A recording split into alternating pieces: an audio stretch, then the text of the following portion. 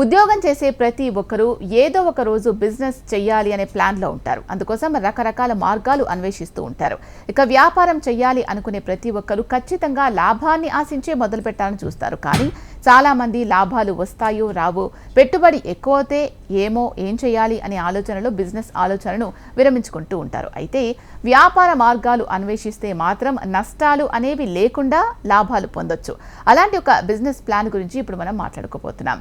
కాలంతో పాటు సంబంధం లేకుండా ఎప్పుడూ ఆదాయం వచ్చే వ్యాపారాల్లో వస్త్ర వ్యాపారం ఒకటి. ముఖ్యంగా రెడీమేడ్ దుస్తుల వ్యాపారాలకు భలే గిరాకీ ఉంటుంది. దుస్తులపై భారీగా లాభాలు ఆర్జించవచ్చు.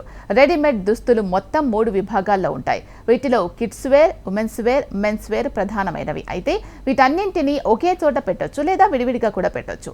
మీ మార్కెట్కు అనుగుణంగా రెడీమేడ్ దుస్తుల వ్యాపారాన్ని మీరు అతి తక్కువ పెట్టుబడితో కూడా ప్రారంభించవచ్చు.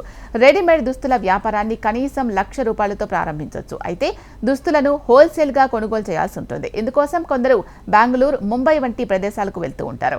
ఇక మరికొందరు ఢిల్లీ నుంచి కూడా దుస్తులను తెప్పించుకుంటూ ఉంటారు. దుస్తుల క్వాలిటీ ఆధారంగా కనీసం 30% నుంచి 50% వరకు లాభం ఎటుపోదు. ముఖ్యంగా యువతను అట్రాక్ట్ చేస్తూ ఎప్పటికప్పుడు కొత్త దుస్తులను తీసుకొస్తే మంచి లాభాలు ఆర్జించవచ్చు.